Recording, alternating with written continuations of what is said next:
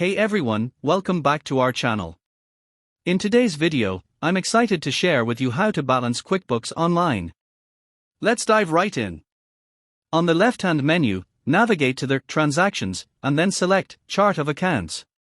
This will show you a list of all your accounts. Go through each account and review the transactions. Make sure all transactions are categorized correctly and there are no duplicates.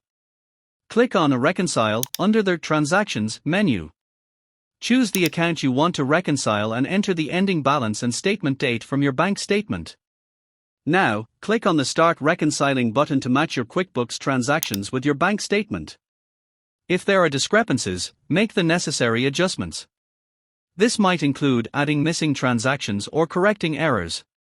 Once everything matches, click Finish Now to complete the reconciliation process. Your accounts should now be balanced. And that's it. If you found this video helpful, don't forget to like and subscribe to our channel for more YouTube tutorials. Thanks for watching.